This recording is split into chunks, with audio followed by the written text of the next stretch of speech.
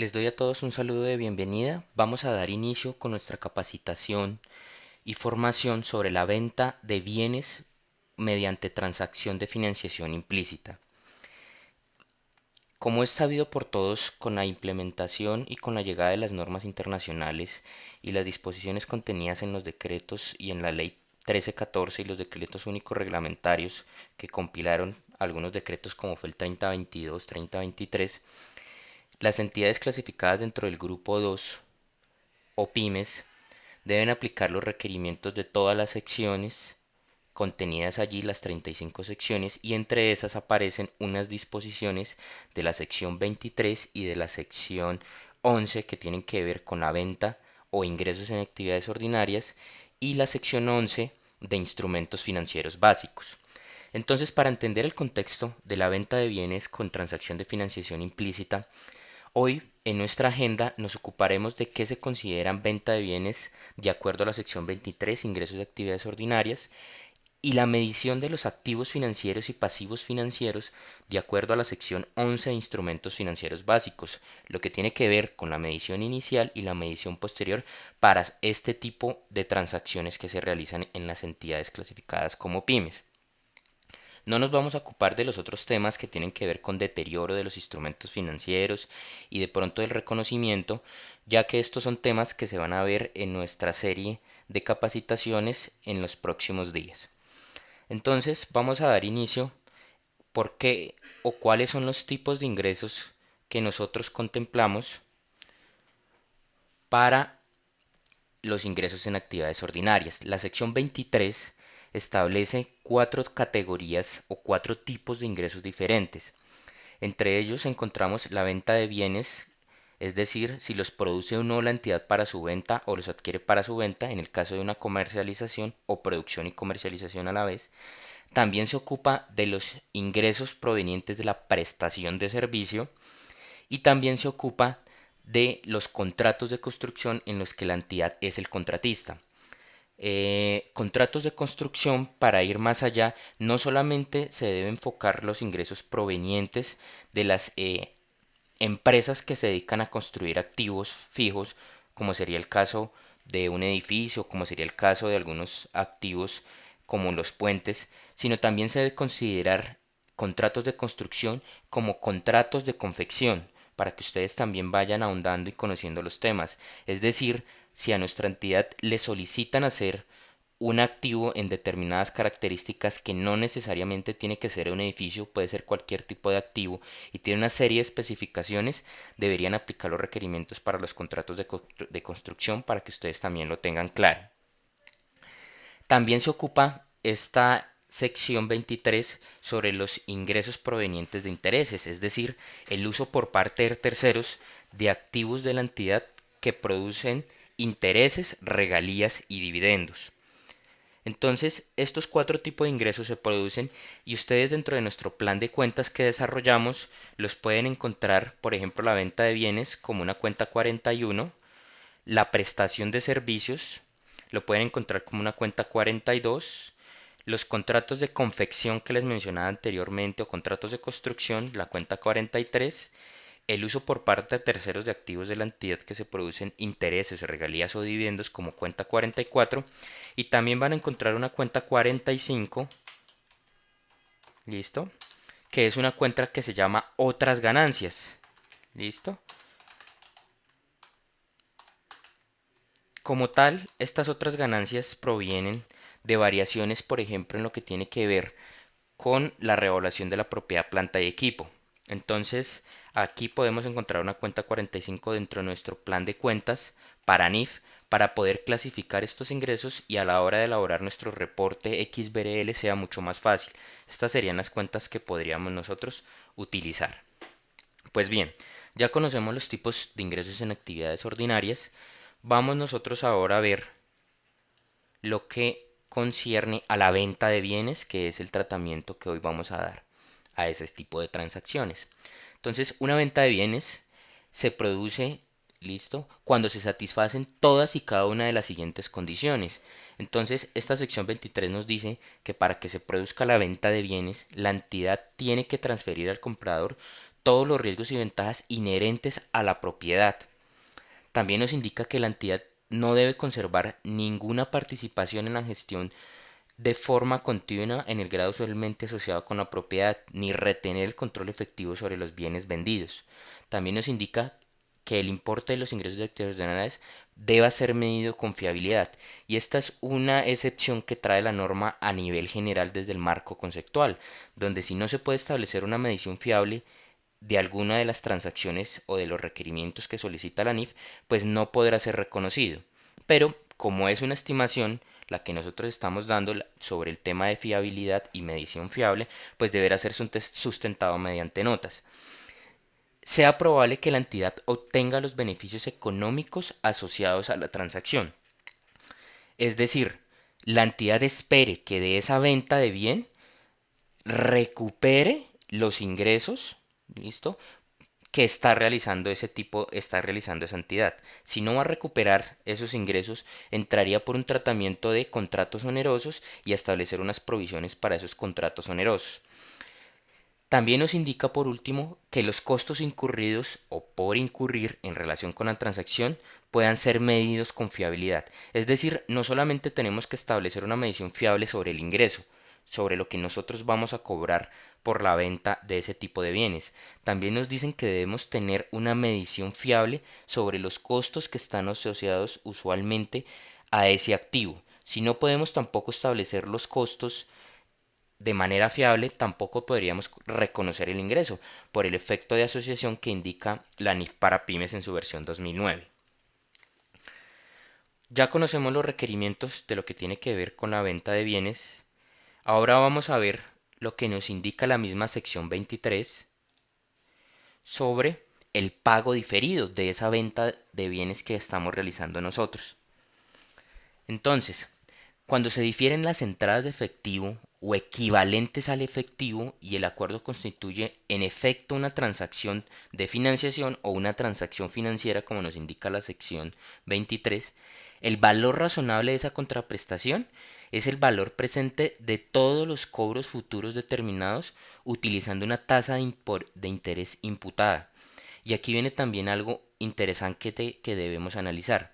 Nos dicen que es el valor presente de los cobros futuros. Es decir, no tenemos que solamente contemplar la cuenta 4 de ingresos, porque en este momento, al entrar a una contabilidad financiera, lo que estamos mirando son los flujos de efectivo. Por eso la norma nos presenta a nosotros cobros futuros asociados a esa contraprestación. ¿Por qué? Porque estaríamos entonces financiando una serie de cosas que estarían dentro de ese instrumento financiero. También nos indica que la transacción financiera surge cuando, por ejemplo, la entidad concede un crédito sin intereses, es decir, no le estoy cobrando nada a mi cliente por financiarle ese activo que le estoy entregando al comprador, o acepta un efecto comercial, ¿sí? Cargando al comprador una tasa de interés menor que la del mercado. Es decir, en nuestra entidad podemos tener una política de que si estamos haciendo venta de electrodomésticos y estamos cobrando al 10% efectivo anual, es decir, una tasa mensual del 0.74, tenemos que compararla siempre con las tasas de mercado. Es decir, que dentro del procedimiento para determinar si existe o no una transacción financiera o transacción de financiación implícita, debemos primero establecer si estamos financiando por debajo de tasas de mercado o tasas iguales a cero, para que lo tengan presente, como contraprestación por la venta. La tasa de interés imputada, porque aquí nos dicen que debemos determinar una tasa de interés imputada. ¿Cuál es esa tasa de interés imputada? Será de entre las dos siguientes la que mejor se pueda determinar. Entonces el estándar nos da dos opciones y nos dice la que usted pueda mejor determinar será la tasa a utilizar. Entonces nos dice que una tasa vigente para un instrumento similar de un emisor con calificación crediticia similar, o la tasa de interés que iguala el importe nominal del instrumento con el precio en efectivo anual de los bienes o servicios. Entonces, ¿qué es lo que nos están diciendo a nosotros? Mire, lo primero que tiene que establecer es tasas vigentes para instrumentos similares. Es decir, no tenemos que solamente mirar un tipo de tasa y sacar el promedio mensual, irnos a la superintendencia financiera y mirar las tasas de usura, entonces sacar el promedio para el trimestre y utilizar esa tasa. Nos toca determinar una tasa vigente para un instrumento de deuda similar con calificación crediticia similar. ¿Qué es esta otra parte? Indica que dentro de su proceso de transición tenían que haber establecido un modelo de negocio. ¿Qué nos indicaba ese modelo de negocio? Pues ese modelo de negocio tenía que establecer cuáles son las calificaciones crediticias que le van a dar a sus clientes, para de esa manera poder situar tasas similares de calificación crediticia. Es decir, si manejamos una cartera considerable, debemos empezar a categorizar el riesgo de esos clientes para poder ubicar las tasas similares que les vamos a aplicar a esas transacciones de financiación. ¿Listo? Y esto es necesario porque el mismo estándar en la misma sección 11 se establece que la entidad tiene que tener un modelo de negocio y dentro del modelo de negocio tiene que tener el modelo del riesgo crediticio. Entonces ustedes deben tener también claro qué es un modelo de negocio y cuál es el modelo del riesgo crediticio que debe operar esta entidad. También nos dice que la tasa de interés que iguala al importe nominal del instrumento con el precio en efectivo actual de los bienes o servicios. Es decir, en algunas entidades o en algunas comercializadores uno se acerca a comprar un activo, un electrodoméstico, en fin, y le dicen si nos paga hoy, listo, va a tener un precio de 1.500.000 con todos los impuestos, en fin, el valor neto a pagar es de 1.500.000. Pero si no nos paga hoy y nos va a pagar dentro de 6 meses, dentro de un año o dentro de 2 años, el valor a pagar va a ser de 2 millones. Es decir, que en ese orden de ideas a nosotros ya nos están dando un valor presente y un valor futuro. En esa transacción nos dicen que el valor va a ser de 1.500.000, ¿listo? Y en la otra nos van a decir que el valor futuro va a ser de los 2 millones a cancelar. Entonces esto es muy importante que lo tengan presente porque de esta manera nosotros ya podemos decir que tenemos un valor futuro y un valor presente más unos periodos para poder determinar la tasa y aplicar el modelo del costo amortizado que exigen las NIF. Entonces, la entidad reconocerá la diferencia entre el valor presente de todos los cobros futuros y el importe nominal de la contraprestación como ingreso de actividades ordinarias. ¿Por qué? Por intereses. Entonces también el estándar nos dicen, esa diferencia entre ese valor presente y los cobros futuros a realizar, ¿cómo lo vamos a reconocer nosotros? Ese valor presente y ese importe nominal. Pues nos dicen lo van a reconocer como un ingreso en actividades ordinarias. Por eso, al inicio yo les comentaba que dentro de los planes de cuentas sugeridos que le damos a nuestros clientes, les presentamos una cuenta 44 que se llama intereses, regalías y dividendos, porque el mismo estándar nos dicen, señores, tienen que reconocer la diferencia entre ese valor presente y ese importe no nominal como un ingreso por actividades ordinarias por intereses, para que ustedes también tengan clasificados sus tipos de ingresos en la compañía. Bien, terminando todo el recuento de lo que tiene que ver con la venta de bienes, ¿listo? Recuerden que cuando nosotros realizamos una venta o una transacción de ventas, lo que producimos como contrapartida es un activo financiero. ¿Listo? Entonces generamos nuestros ingresos, impuestos y demás, y generamos una cuenta por cobrarle a nuestros clientes. Si nos pagan en efectivo, la cuenta por cobrar pues inmediatamente desaparecería. Pero en el caso de que estemos dando crédito, ya sea a 1, 2, 3 días, 30 días, en fin, de acuerdo al modelo de negocio que tengamos, pues estaremos generando un activo financiero en la compañía. Entonces tenemos que pasar a la otra parte que nos indica, ¿listo? ¿Cómo se deben medir esos activos financieros y como contrapartida del activo financiero de acuerdo a la sección 11 de instrumentos financieros básicos? Entonces, medición inicial.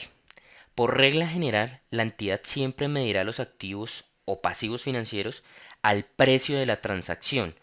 Es decir, en el activo vamos a capitalizar todos los costos que hayan sido inherentes para poder generar el activo.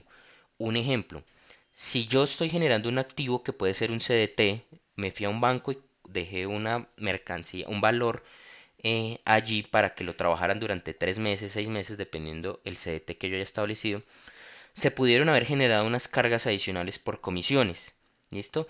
Bien sea la comisión de que el banco cobra por papeleo y demás, o la comisión de un asesor financiero que nos indicó realizar este tipo de operación. Esos costos, como por regla general nos dice que lo vamos a medir al precio de transacción, los debemos capitalizar. Hay una excepción, ¿listo? Y serán aquellos que son medidos al valor razonable porque esos costos no los puedo capitalizar. También la misma norma nos indica explícitamente que excepto si el acuerdo constituye en efecto una transacción de financiación, es decir, no reconocer ese importe nominal más esos costos de transacción, sino que tendré que reconocerla al valor presente, porque nos dicen excepto si el acuerdo constituye en efecto una transacción de financiación.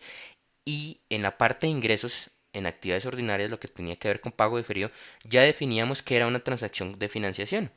¿Listo? Que es aquella en la que nosotros le otorgamos al cliente eh, un plazo adicional para pagar ese activo financiero con tasas iguales a cero o por debajo del mercado, es decir, por fuera del modelo de negocio de la compañía. Bien, transacción de financiación, ¿cuándo puede tener lugar? Pues puede tener lugar en relación a la venta de bienes o también la prestación de un servicio. Por ejemplo, si el plazo se aplaza más allá de los términos comerciales normales o se financia una tasa de interés que no es una tasa de mercado, miren. Entonces viene también el otro tema. Tenemos, como les mencionaba anteriormente, debemos nosotros establecer, ¿sí?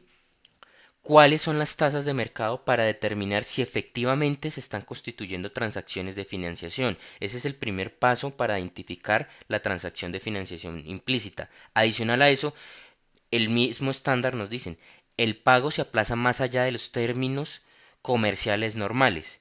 Si la compañía no tiene establecido dentro del modelo de negocio cuáles son los términos comerciales normales, pues tampoco va a saber cuándo se está generando una transacción de financiación. Entonces, en algunos casos, nuestros asesores de NIF omitieron este pedacito. Entonces, ¿qué les tenemos que decir a ellos? Señores, ustedes no hicieron nuestro modelo de negocio y en este momento no vamos a saber cuándo se está generando una transacción de financiación. ¿Por qué? Porque el mismo estándar nos dicen es más allá de los términos comerciales normales.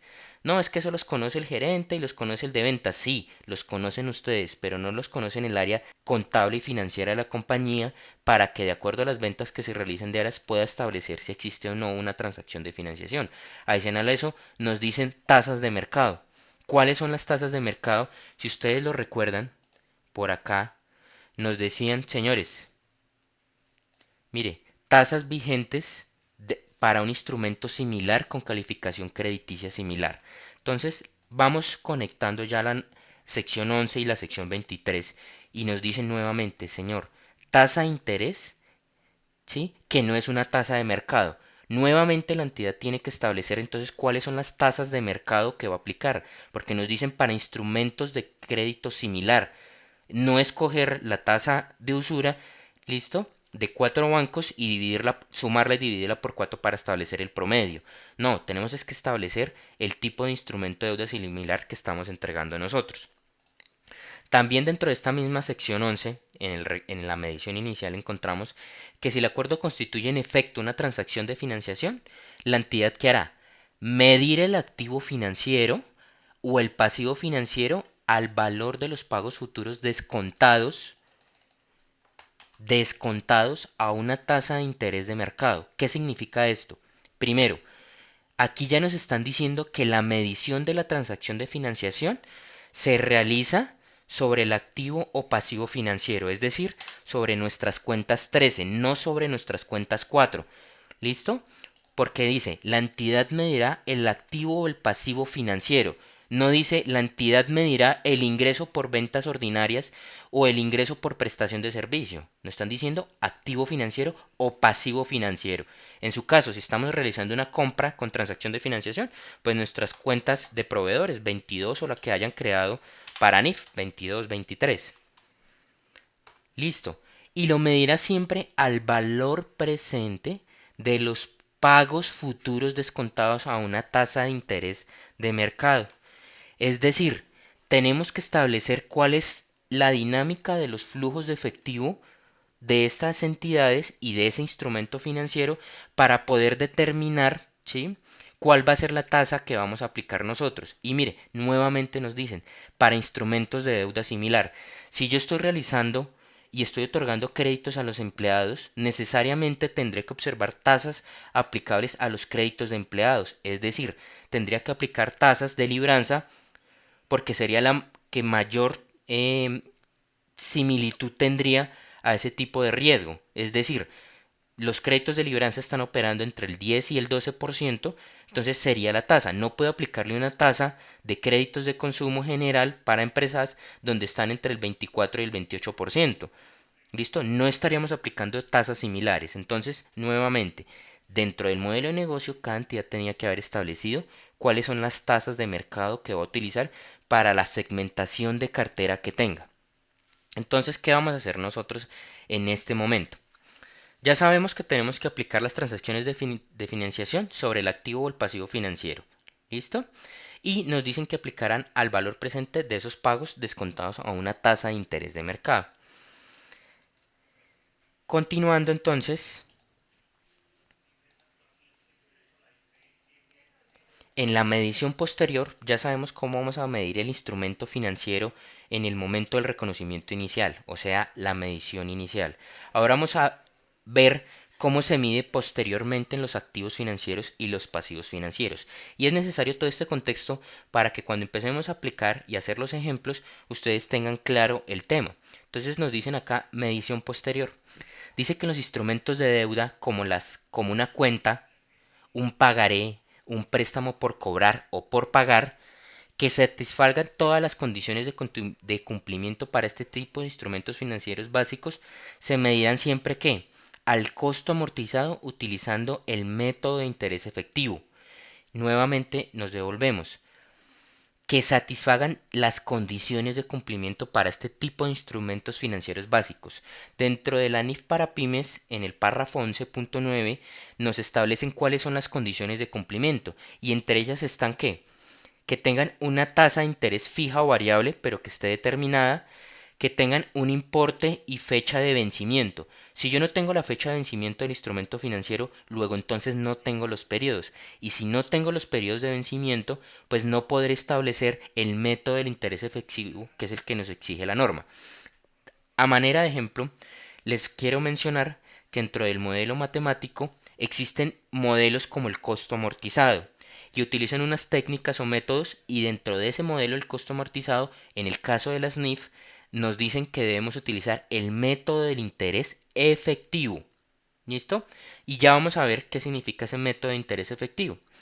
También nos dicen que los instrumentos de deuda que se clasifiquen como activos corrientes o pasivos corrientes se medirán siempre que al importe no descontado del efectivo u otra contraprestación que se espera pagar o recibir, a menos que el acuerdo constituya en efecto una transacción de financiación. Entonces también es importante tener este tema claro. ¿Por qué? Porque si nosotros estamos vendiendo una mercancía y va a generar un instrumento financiero llamado activo financiero, y lo vamos a recuperar dentro del periodo corriente, la norma nos dice mídalo al importe no descontado, es decir, al importe nominal. Esta es una simplificación que trae la NIF para pymes para facilitar la aplicación de los requerimientos, ¿sí?, de las entidades clasificadas como grupo 2. ¿Y cuál es ese modelo del costo amortizado? Mire, el modelo del costo amortizado nos dicen a nosotros, señores, ese importe neto, bien sea activo financiero o pasivo financiero, será igual a ¿qué?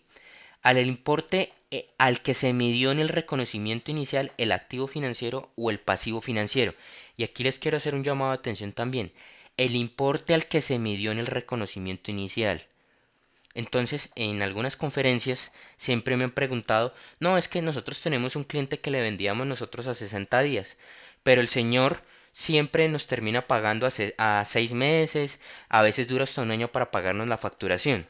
Entonces, después de que han pasado esos 3 meses, ¿puedo aplicar transacción de financiación en vista de que no me canceló? La respuesta es no. Tiene que necesariamente constituirse la transacción de financiación el día que se crea el instrumento financiero. Si nosotros ya sabemos que nuestro cliente hace pagos habituales a 6 meses y no a 3 meses, pues las condiciones comerciales reales de la entidad es que está financiando facturación a 6 meses. Pues si dentro del modelo de negocio han establecido que por materialidad van a aplicar, ojo acá, van a aplicar las transacciones de financiación para 6 meses, pues lo tendrán que realizar. Porque la pregunta que siempre me hacen es que el señor no nos pagó y ya han pasado 3 meses. Entonces, ¿puedo volverme a aplicar transacción de financiación? No, no lo puede hacer. La norma indica que las transacciones de financiación siempre se generan en el reconocimiento inicial. ¿Listo? Después de lo que pase de esa fecha, y si el cliente nos pactó pagar a 90 días y no nos ha pagado aún, ya entran eso por un modelo de deterioro, ¿listo? Y ese modelo de deterioro tiene que estar acorde al modelo de riesgo crediticio que ha contemplado la entidad. Si ustedes van y buscan dentro del módulo de preparación de la sección 11, van a encontrar un párrafo donde la norma les indica que la entidad tiene que establecer un modelo de riesgo crediticio, es decir, sectorizar las carteras y los tipos de clientes para poder asignarle todas las variables. Recuerden que ya no se hace deterioro bajo un modelo cuantitativo, sino también cualitativo. Tenemos que mirar esas cualidades del instrumento financiero. Entonces, tenemos el importe en el reconocimiento inicial del activo o el pasivo financiero. ¿Y qué le vamos a descontar nosotros? Reembolsos del principal, es decir, los pagos que le están haciendo al capital de ese activo financiero. Nuevamente lo mismo, reembolsos del principal es reembolsos del activo financiero. Por eso mismo nosotros tenemos que medir el instrumento financiero es sobre el activo financiero, no solamente sobre los ingresos. Y nos dicen acá, señores, sumen cualquier amortización acumulada, ¿listo? Utilizando el método de interés efectivo de cualquier diferencia existente entre el importe inicial, entre el importe en el reconocimiento inicial y el importe al vencimiento. Entonces, esa amortización, si el cliente ha decidido pagarnos por cuotas, vamos a dividir entonces un instrumento financiero que es de 1.200.000 y no lo van a pagar en un año en cuotas iguales, pues las cuotas iguales serían de 100.000. Pero como hay una transacción de financiación implícita, pues tenemos que determinar cuáles van a ser la amortización utilizando el método del interés efectivo. Y ya para el caso de activos financieros nos dice que cualquier reducción por deterioro del valor o incobrabilidad, ¿sí? Reconocida directamente o mediante el uso de cuentas correctoras. Y entonces ustedes también van a encontrar que dentro de los planes de cuenta de Elisa manejamos cuentas correctoras. ¿Por qué? Porque la misma norma nos permite a nosotros utilizar el uso o hacer aplicación de las cuentas correctoras. Es decir, si vamos nosotros a generar un deterioro, pues vamos a crear una cuenta 130505 terminada en 99 para deterioro y para hacer los registros de transacción de financiación terminadas en 95. Y cuando no hay transferencia de riesgos y ventajas, pero estamos generando como tal la facturación y el instrumento financiero, pues vamos a generar una cuenta correctora terminada en 90, 130590, porque la norma no lo permite. Por eso yo prefiero no hacer uso de las cuentas de orden, porque en últimas la norma nos está diciendo utilice una cuenta correctora y más adelante vamos a ver un ejercicio de aplicación. Ya conocemos cómo trabaja el modelo del costo amortizado. ¿Listo? Importe neto será la medición entre ese reconocimiento inicial menos reembolsos del principal y la amortización que le estamos realizando vía cuotas en ese instrumento financiero y menos cualquier deterioro en el caso de los activos.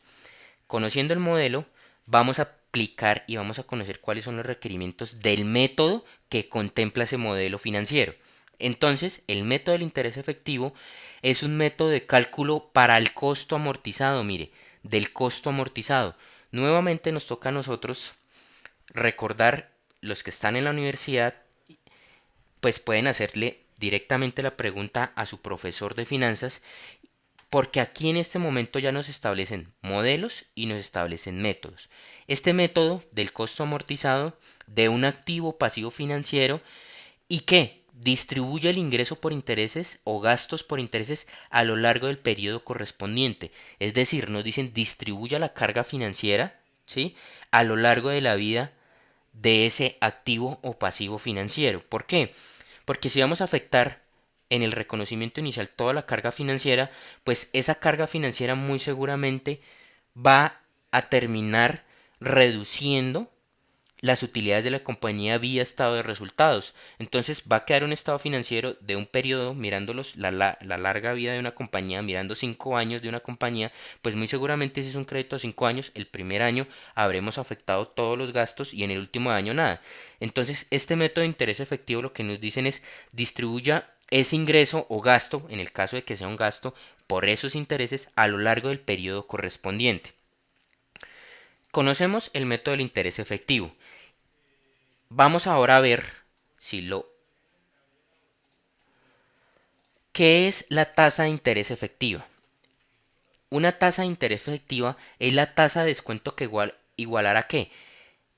Exactamente los flujos de efectivo futuros por pagos o cobros. Listo, si yo soy el que tengo que hacer los pagos por esa cuenta porque es un pasivo, o los cobros que yo tengo que efectuar, ¿sí?, estimados a lo largo de la vida esperada del instrumento financiero o cuando sea adecuado. En un periodo más corto, la norma también nos dice si considera adecuado determinar una tasa de interés efectiva en un periodo más corto, hágalo. Hay unas excepciones pequeñas para este tipo de tasas y de financiación en periodos diferentes. Con el importe en libros del activo financiero o pasivo financiero. ¿Listo? Nos dicen, mire, igual exactamente los flujos que usted espera, ¿con qué? Con el importe en libros del activo financiero o pasivo financiero. Nuevamente nos devolvemos a lo mismo. No nos están diciendo iguales los flujos de efectivo con el ingreso por actividades ordinarias. Nos están diciendo igualelo con el importe en libros del activo, es decir, nuestra cuenta 13 o nuestra cuenta 22 de proveedores. La tasa de interés efectiva se determina sobre la base del importe en libros del activo financiero o pasivo financiero en el momento del reconocimiento inicial. Nuevamente, tasa de interés efectiva se determina sobre la base en libros del activo financiero. No nos están diciendo determínela sobre el ingreso de la compañía o sobre el ingreso por venta de bienes. Nos están diciendo es sobre el total del activo financiero. Y dentro de nuestro instrumento financiero, llamado activo financiero, pues allá está cargado todo el tema de impuestos, está cargado todos los ingresos, todas las comisiones, todo lo que le estamos cobrando al cliente. Por eso la norma nos dice es sobre el activo financiero. Y tiene una lógica de proceder. Si yo estoy financiando a un cliente, ¿sí?, le estoy diciendo trabaje mis activos, porque nuestro cliente le estamos haciendo una factura por 1.000.000 masiva, 1.160.000. El cliente nos debe 1.160.000, en ese orden de ideas. Si nosotros no le otorgáramos el crédito al cliente, ¿qué tendría que hacer este cliente para adquirir las mercancías? Y no tiene los recursos. Pues seguramente tendría que irse a un banco, listo, al sistema financiero, solicitar un crédito y cuando uno llega a solicitar un crédito en el banco, lo primero le dicen es, señor, ¿cuánta plata necesita? No le están diciendo cuánta plata necesita menos el IVA. Entonces nos están diciendo es cuánto flujo de efectivo usted necesita para cubrir sus demás obligaciones. Por eso es lógico nosotros calcular las transacciones de financiación sobre el total del activo financiero, no solamente sobre el ingreso por venta de bienes. ¿Y qué es lo que dice el método del interés efectivo?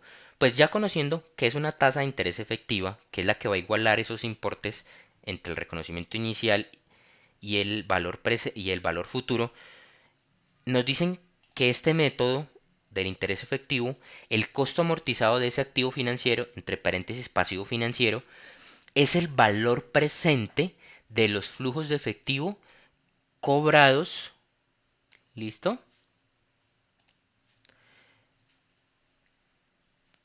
O pagos, en algún caso, descontados a la tasa de interés efectiva. Y también la norma nos dice cómo calcular el gasto o ingresos por intereses en un periodo y nos dice que será siempre igual a qué? Al importe en libros de ese pasivo financiero o activo financiero al principio de un periodo multiplicado por la tasa de interés efectiva para el periodo. Entonces nos dicen, mire, Gasto o ingreso por intereses en un periodo es igual al importe en libros del activo o pasivo al principio del periodo multiplicado por la tasa de interés. No nos están diciendo, será igual al ingreso en actividades ordinadas multiplicada por la tasa efectiva. Nuevamente nos remiten es al instrumento financiero. Y esto en matemática financiera pues tiene una razón de ser. Mire, la tasa que iguala exactamente los flujos que esperamos, flujos hacia arriba, los que están recordando por allá las clases de matemática financiera, ¿sí? Pues recordarán que esos flujos o ingresos en la compañía van a tener un carácter positivo y la salida de recursos va a ser de carácter negativo. Si estuviéramos constituyendo un CDT, el flujo negativo dentro de la operación pues sería la salida de recursos cuando se lo estamos entregando al banco. Constituimos un CDT por 10 millones. Esa salida de 10 millones, ¿sí?, es considerada como negativa dentro de toda la serie de pagos futuros que vamos a realizar y que vamos a recibir. Las entradas en efectivo, bien sea por los intereses, ¿sí?, o por el pago del principal, serán consideradas como positivas para que lo tengan presente. Ese valor futuro respecto de ese valor presente, para poderlos igualar, tienen que tener una tasa de interés que va a ser la que iguale exactamente esos flujos de efectivo, ¿sí?, entre ese importe en libros y ese valor futuro. Ya conocemos entonces los requerimientos generales respecto a la medición de los instrumentos financieros según la sección 11. Conocemos cuándo se constituye una venta de bienes y cuándo se produce claramente un pago diferido. Vamos a realizar entonces el primer ejercicio básico. ¿Listo? Y en este ejemplo es venta con único pago al final del acuerdo. Es decir, vamos a vender un activo en el que no nos van a pagar por cuotas, sino al final del acuerdo es cuando nos van a realizar el pago total del activo financiero. Y en este orden de ideas dice que el 1 de enero del 2016, o sea, una pymes ya clasificada y que ya llevaba toda su contabilidad de NIF desde el 2015, dedicada a la comercialización de repuestos para vehículos, le vende a un cliente un artículo por 2 millones de pesos colombianos con un pago a realizar en un plazo de 2 años. Mire, un único plazo en 2 años. Es decir, ¿cuándo nos va a pagar esa entidad? Nos va a pagar a nosotros esos 2 millones el 31 de diciembre del 2017. Es decir, será el valor futuro. Con un pago a realizar en un plazo de 2 años al 31 de diciembre, esta transacción de venta incluye ¿qué? Una transacción de financiación implícita. ¿Por qué? Porque es un préstamo a 2 años. ¿Listo? Si nosotros hubiéramos recibido esa plata y nos hubieran pagado ese efectivo, muy seguramente lo hubiéramos podido operar de otra manera en términos financieros. Hubiéramos podido adquirir más inventarios, aumentar nuestras ventas, liquidar otras obligaciones financieras, pero como se lo estamos entregando a un cliente para que el cliente nos devuelva el efectivo, le entregamos una mercancía y nos va a volver un efectivo, pero dentro de 2 años, constituye una transacción de financiación implícita. El precio actual de venta en efectivo correspondiente a ese elemento, si los clientes pagan contra entrega, lo desconocemos. Ya les mencionaba al inicio que en algunas entidades le dicen, págame de contado tanto, pero si me va a pagar en 1 año o en 2 años, me tiene que pagar tanto. En este caso no conocemos, para hacer aún más complicado el ejercicio, porque no tendríamos entonces valor presente.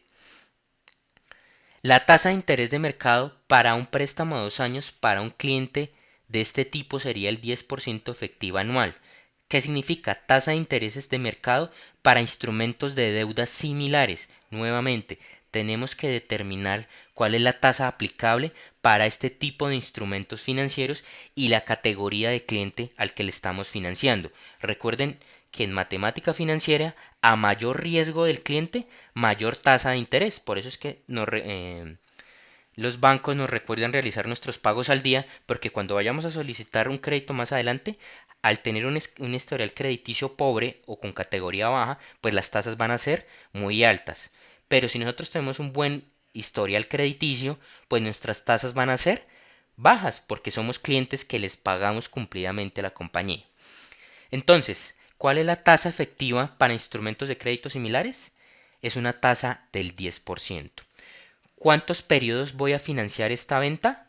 La voy a financiar 2 años. ¿Sí? ¿Cuál es el valor futuro que yo espero recibir por ese activo financiero. Van a ser 2 millones de pesos. La pregunta es, ¿y cómo calculo yo, listo, el valor presente? Pues nosotros podemos utilizar una fórmula, ¿sí?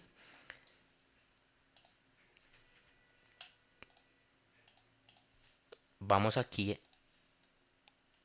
¿Y cuál sería esa fórmula? Pues la fórmula la vamos a buscar por las ayudas de función. Vamos a irnos por acá a financieras y vamos a buscar una que se llama valor actual. ¿Qué es lo que hace esta tasa? Esta BA solita, valor actual, devuelve ese valor presente de ese tipo de inversión, en este caso instrumento financiero, la suma total, el valor actual de una serie de pagos futuros. Nosotros tenemos un único pago. Entonces, le damos a aceptar y nos dicen, utilicen y cuál es la tasa para este tipo de créditos. Nosotros utilizamos una tasa efectiva anual del 10%. ¿Cuántos periodos? 2 años. Si tengo una tasa efectiva anual, los periodos que yo debo estar presentando dentro de la fórmula deben corresponder a periodos anuales. No puedo comparar tasas efectivas anual con periodos mensuales. Tendría que convertir los periodos o convertir la tasa y dejarlas en la misma unidad. Pagos, no vamos a realizar pagos en toda la transacción porque es un único pago al final. Es decir, lo que tendremos es un valor futuro a recibir. ¿Cuál es ese valor futuro? Ese valor futuro a recibir, ¿listo? Va a ser 2 millones. Aquí ya el resultado de la fórmula nos dice que es 1.652.892. Ese es nuestro valor presente, 1.652.892. Sale en rojo porque es una cifra negativa y volvemos al mismo gráfico que les mencionaba. Es negativa porque el desembolso inicial debe ser negativo y la serie de pagos futuros van a ser positivos, ¿listo? Mirándolos en un plano cartesiano. Entonces, ya sabemos que nuestro valor presente es 1.652.000. Lo vamos a trasladar, lo vamos a dejar acá, ¿listo? Y este es nuestro valor presente, 1.652.000. El valor futuro son 2 millones y el valor presente es 1.652.000. Y vamos a comprobar si es verdad que ese es nuestro valor presente. Entonces, ¿cuál es el importe el 1 de enero de este 2016? Pues ese importe serán el 1.652.000. ¿Listo? ¿Cuáles son los intereses? Pues los intereses serán igual a qué? A multiplicar el valor presente por la tasa efectiva anual. Yo quiero mirar cuáles son los intereses al cierre del año. Los intereses generados son 165.289. Bien, ¿y cuál es la entrada en efectivo? Pues la entrada en efectivo es cero. No nos van a realizar ningún pago en este caso, en este ejemplo. ¿Cuál será el importe que debo presentar o cuánto yo presentaría a la cuenta 13 cuando yo cierre estados financieros en el 2016? Pues será igual a la suma del 1.652.000 más los intereses por el primer periodo, ¿listo? Menos cualquier entrada en efectivo. El importe que voy a presentar en las cuentas 13 cuando haga mis estados financieros de NIF, pues será por 1.818.182. Para el año siguiente y poder determinar de acuerdo a las tablas de amortización, pues entonces, ¿cuál es el importe al inicio del 2017? Pues con el que cerré el año anterior, 1.818.000. ¿Cuáles serían los intereses? Pues serían coger el 1.818.000 y multiplicarlo por la tasa efectiva con la que nosotros determinamos este tipo de crédito. Es 181.000. Si yo lo sumo, el importe que habría el 31 de diciembre nos da 2 millones. Aquí lo tenemos nosotros. ¿Sí? Pero resulta que como nos van a pagar ese importe en el mismo periodo 2017, muy juicioso, el señor llegó el 31 de diciembre, prefirió no irse a fiesta y irnos a pagar la factura, pues la entrada en efectivo va a ser igual a ¿qué? A 2 millones. Entonces, ¿cuál es el importe al cierre del año? Pues va a ser 0 pesos. ¿Listo? Calculé los intereses más el importe que traía de saldo inicial, 2 millones, menos la entrada en efectivo, y aquí nos dice que el importe al cierre va a ser de 0 pesos. Esta tablita de amortización, ¿listo? Que utilizamos nosotros bajo el modelo del costo amortizado, absolutamente siempre tiene que darnos cero. Si no nos da cero es porque no aplicamos la tasa que era y los periodos reales, o porque nosotros determinamos que aquí van a haber una serie de pagos adicionales y no los tuvimos en cuenta a la hora de determinar la tasa efectiva. Si ustedes lo recuerdan, y los que están aún en la universidad, siempre que realizamos unas tablas de amortización, al finalizar la vida del crédito debe estar en ceros porque se espera recibir ese último pago. ¿Qué vamos a hacer nosotros? La contabilización, muy chévere, muy bonito, todos los expertos y gurús en IF nos hacen el ejercicio de matemática financiera, pero ahora nos falta realizar la contabilización. Entonces, ¿cuál es la cuenta que nosotros vamos a utilizar? La 1305. ¿Cuál es la descripción? Cuenta por cobrar a clientes. ¿Cuánto es el valor? Son 2 millones. Yo no puedo perder de vista el instrumento financiero. Donde yo pierda de vista estos 2 millones, muy seguramente porque hay cambio de administración, porque hay otra persona encargada en cartera, llega el cliente a mitad del 2017 o inicios del 2017 y nos dice, no les vengo a pagar la factura. Entonces, ¿qué hace la persona encargada de la cartera? Saca un saldo de la cuenta 1305. No, debe 1.818.000. El negocio con el que hicimos con el cliente es que nos pague 2 millones, porque la financiación la estamos asumiendo nosotros. Nosotros no podemos perder de vista el valor total del activo financiero. Pero como la norma nos permite a nosotros utilizar unas cuentas correctoras, pues nosotros dentro de nuestro plan de cuentas de NIF creamos una 130599. ¿Listo? Para que cuando mayoricemos la 1305 y nos pidieran estados financieros, ¿sí?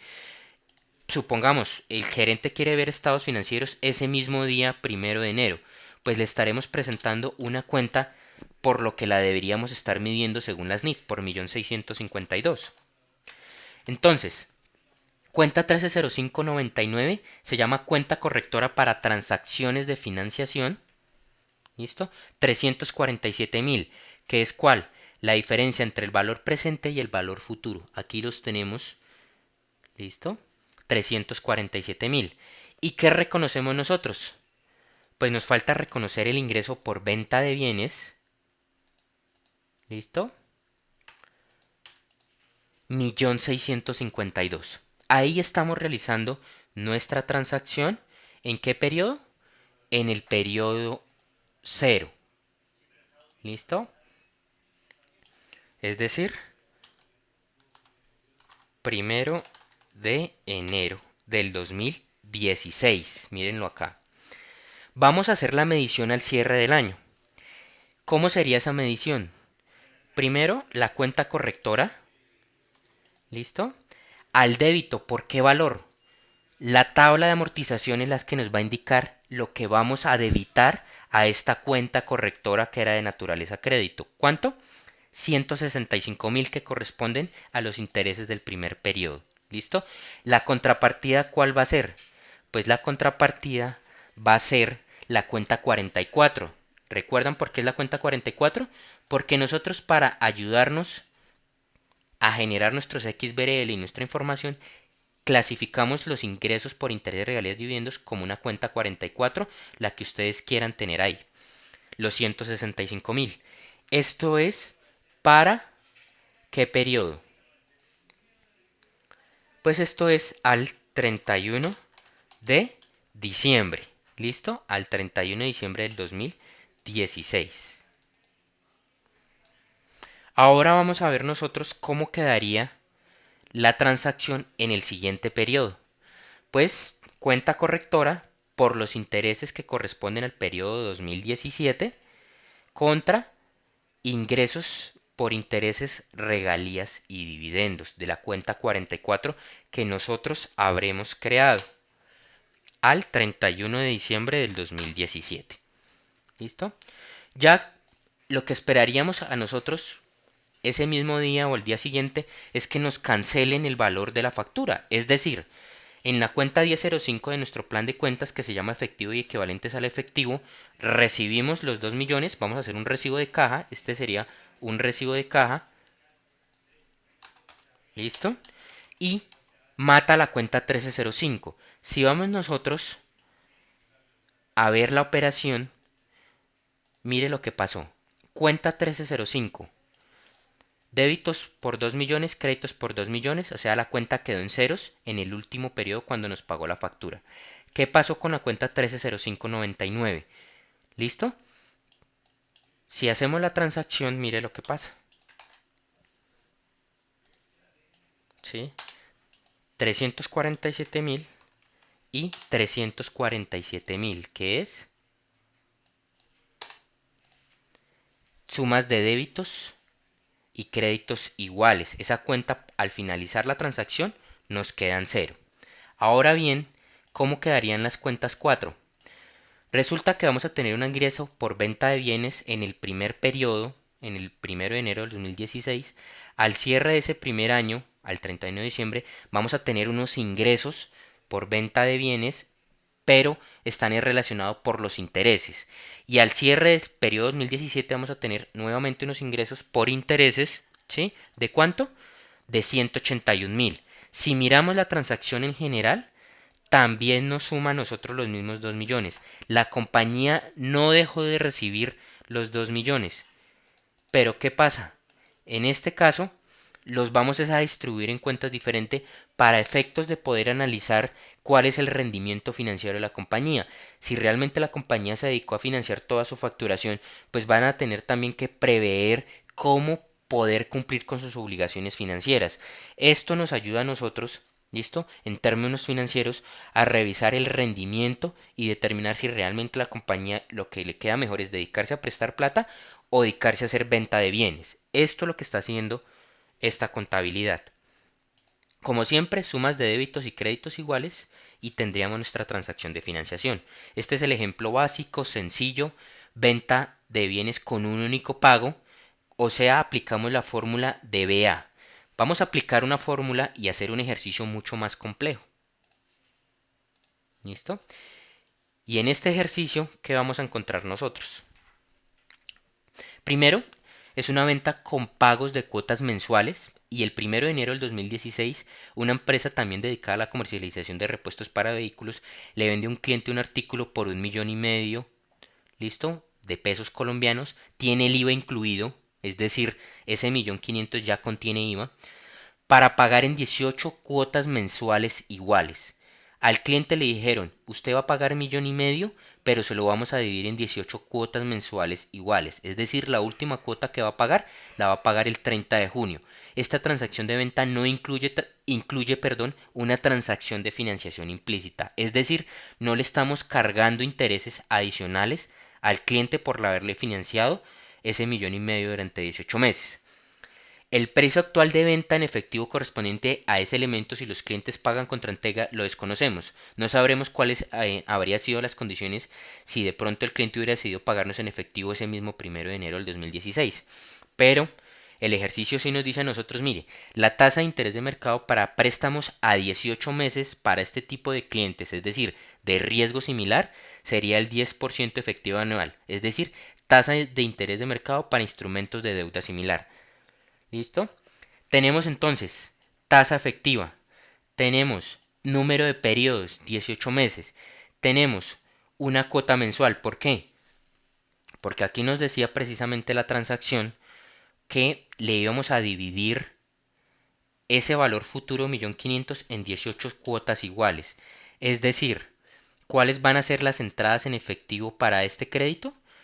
Pues para este crédito que le vamos a otorgar a este cliente, él nos va a pagar 18 cuotas. ¿Listo? De 83.333. Aquí tenemos las 18 cuotas. Recuento de filas 18. 1.500.000 nos va a terminar pagando. Como no le estamos cobrando intereses adicionales, constituye en efecto una transacción de financiación. Entonces la pregunta es, ¿cuál es el valor presente? Lo primero que tenemos que hacer es, si nos dieron una tasa efectiva anual, tenemos que volver esa tasa efectiva mensual. ¿Cómo lo podemos hacer? Pues uno, esa tasa efectiva mensual será igual a ¿qué?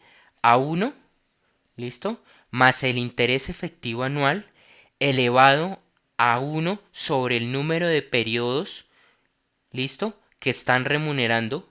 Queremos volver una tasa efectiva anual a mensual, es decir, 12 meses. Todo eso menos uno, ¿listo? Esa tasa efectiva anual 10% también la podemos encontrar acá como tasa efectiva mensual, que sería equivalente al 0,79. No se trata de dividir la tasa como hacen algunos expertos de NIF, que cogen la tasa efectiva anual y la dividen en 12. Y dicen, no, tenemos una tasa del 0,83. No, ese ejercicio está mal hecho. Tenemos que realizar este procedimiento que está acá.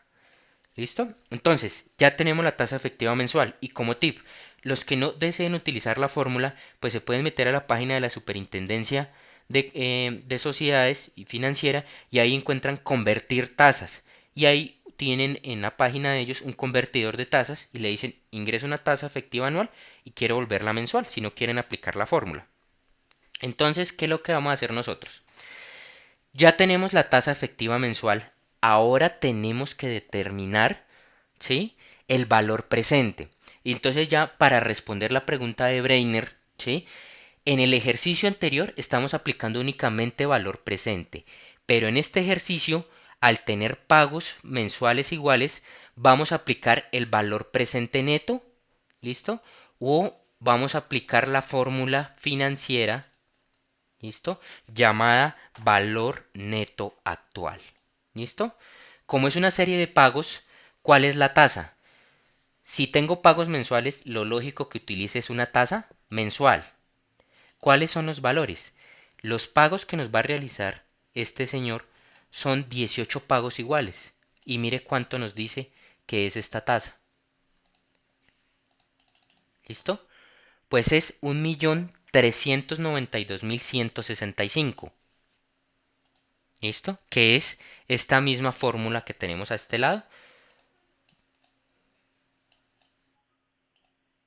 Vamos a borrar esta. ¿Listo? Entonces ya determinamos el valor presente. ¿Sobre qué? Una serie de flujos futuros que yo voy a recibir. Mírenlos, aquí los encuentran en verde. Ok, entonces ya aplicamos nuestra fórmula. ¿Cuál será entonces el primer importe de ese periodo mensual? Pues bien, ese primer importe será ese valor presente de 1.392.000. ¿Cuáles son los intereses? Pues los intereses serán iguales a ¿qué? A multiplicar 1.392.000, ¿listo? Por la tasa efectiva mensual, no la anual. Estoy determinando el mes de enero del 2016.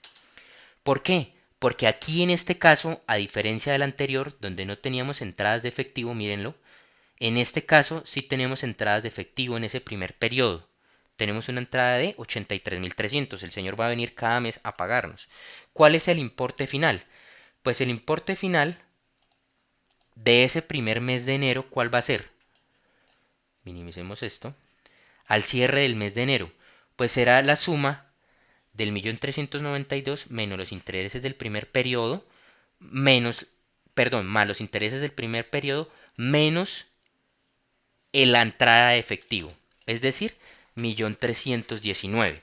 Hacemos esta misma operación, ¿listo? ¿Y cuál es el importe inicial del mes de febrero? Pues con el que cerré el mes de enero. Mírenlo acá, ¿listo? ¿Cuáles son los intereses? Pues los intereses salen de multiplicar 1.319.000 por la tasa efectiva mensual. ¿Y cuál es el importe al cierre del mes de enero? Pues será este más este menos la entrada de efectivo, es decir, 1.247.000. Si hacemos todo el ejercicio hasta llegar al mes 18, pues la fórmula nos tiene que dar cero. ¿Listo? Porque el cliente nos ha venido amortizando intereses. ¿Recuerdan lo que decía por acá la fórmula? Miren, miren. Amortización acumulada utilizando el método de interés efectivo. Eso es lo que hace este procedimiento. Vamos amortizando capital, ¿listo? Y se va aumentando también la cuenta por cobrar vía intereses. Al finalizar la última cuota, en el periodo de junio del 2017, pues tendremos una cuenta por cobrar de 83.393 menos el pago que nos realiza nuestro cliente, pues la deuda es cero. Nuevamente, si no nos da, nos toca devolvernos. Mire, aquí tenemos un error de 58 10 milésimas de centavo. Tiene que ser exacto el ejercicio. Si no nos dio, es porque no aplicamos la tasa correcta o no aplicamos los periodos correctos respecto de los pagos realizados. Si miramos acá, también sabremos cuáles son los intereses, ¿sí? Si miráramos valor futuro y valor presente, son 107.000.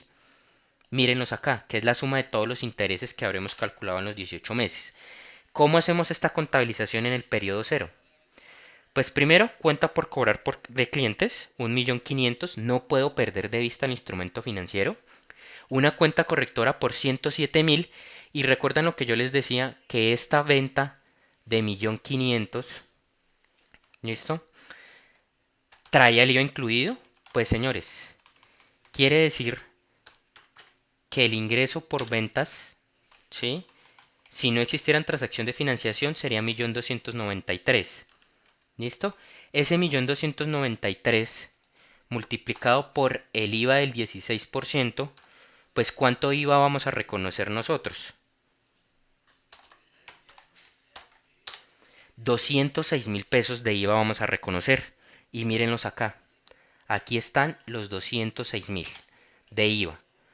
Nosotros manejamos una cuenta que se llama 2105, que se llaman pasivos no financieros, ¿listo? No proveen de una relación contractual aprobada, no provienen de un acuerdo porque yo no negocio con nadie en cuánto IVA le voy a pagar, o sea, no es un acuerdo, por eso se nos vuelven pasivos no financieros. Muy bien, y entonces ¿cuánto es el ingreso por venta de bienes? Pues el ingreso por venta de bienes es 1.185.000. Sumas de débitos y créditos tienen que ser iguales, 1.500.000. Ese es el ingreso por venta de bienes. Generamos nuestros impuestos, generamos la cuenta correctora por los 107.000. ¿Cuánto fue el ingreso real por venta de bienes? Fue 1.185.000. ¿Qué hacemos entonces en el primer mes? En el 30 de enero del 2016, cuando pasaron ya los primeros 30 días. Pues la causación de estos intereses multiplicado, listo, aquí mire, saldo inicial, tasa efectiva mensual, pues nos da 11.101 pesos. ¿Listo? Cuenta correctora contra la cuenta de ingresos en actividades ordinarias. Mes 2 pasa exactamente lo mismo. Los intereses del mes 2 de nuestra tabla, ¿listo? Ingresos en actividades por intereses, perdón, los ingresos por intereses, los 10.000. Y así vamos realizando nosotros todo el ejercicio. ¿Cuánto sería el mes 3? Pues el mes 3, ¿listo? Serían 9.945. Así hasta cuando lleguemos al último periodo. ¿Qué es lo que va a pasar con esto? Nuevamente nos devolvemos al mismo ejercicio. Habremos presentado unos ingresos en el primer periodo por 1.185.000 y unos ingresos por intereses. Recuerden, no significa que yo vaya a dejar de cobrar el 1.500.000. Lo que queremos presentar acá es el efecto del valor del dinero en el tiempo. Quiere decir que por hacer estas ventas por 1.500.000, listo, incluyendo el instrumento financiero, estuvimos financiando y apalancando a nuestros clientes con 107.000 pesos. Esa es la realidad. Nuevamente, pero ¿por qué lo hace sobre el 1.500.000 y no sobre el ingreso neto? Resulta que si este cliente no tuviera con qué pagar el 1.500.000 de los repuestos que adquirió, tendría que irse a un banco y nuevamente el banco le diría, señor, ¿cuánta plata necesita? Y el banco no le está preguntando con o sin IVA, el banco le está preguntando es cuánto flujo usted necesita para cubrir la obligación que usted desea cubrir. Muy seguramente el cliente le dirá, pues como no tengo ni para pagar el IVA, necesito 1.500.000. Eso es lo que hace y eso es lo que ustedes van a encontrar dentro del fundamento de conclusión de la NIF 9, dentro de los fundamentos de conclusión de las NIF para pymes. Es reconocer el efecto financiero que tiene la transacción sobre el activo financiero. Entonces, en este caso, ya podríamos decir que nuestra transacción queda perfectamente cuadrada.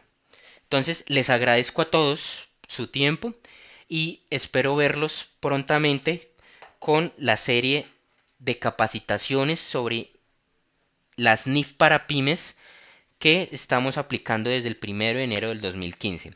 Les agradezco a todos, que tengan un feliz día y desearía saber si alguna persona tiene alguna pregunta adicional para poder aclarar en estos 5 minuticos ya para cerrar la capacitación. Bueno, lo único que les quiero recordar es, hay diferencia en las tasas a aplicar. ¿Listo? Si yo deseo calcular un valor presente que tiene una serie de pagos o flujos futuros en este caso, mírenlos acá, debo aplicar la fórmula BNA o el valor presente netos. Pero si yo lo único que tengo es un único pago al final del crédito, debo aplicar la fórmula de BN. Son dos fórmulas diferentes, por favor tengan cuidado con esto. ¿Listo? Lo mismo suele suceder cuando nosotros no podemos o nos han dado la serie de pagos futuros y no tenemos la tasa. ¿Listo? Y vamos a hacer aquí un ejemplo. Nos dicen a nosotros, miren, ustedes tienen una serie de flujos futuros, ¿sí?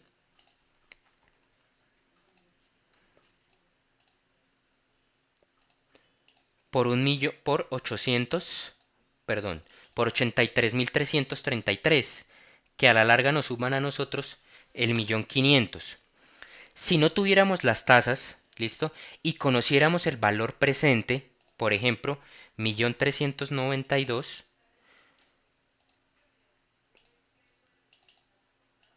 ¿listo? Nosotros podríamos utilizar la fórmula financiera TIR y con esa determinar cuál sería la tasa. Mírela, TIR. Entonces, antes de continuar tengo que eliminar este espacio. No es procedente dejar este espacio porque es una serie de pagos constantes. Nuevamente, financiera, TIR. Miren, ¿cuáles son los valores? Uno siempre tiene que estar siempre tiene que haber uno negativo y uno positivo. En este caso lo vamos a dejar así y mire la tasa que nos da. ¿Listo? Ya tenemos entonces la tasa 0.7974. ¿Listo? Coincide con nuestra tasa que teníamos acá, 0.79, que es convertir directamente la tasa efectiva anual a mensual. Entonces, les quiero dejar solamente esa parte clara. Recuérdenlo siempre.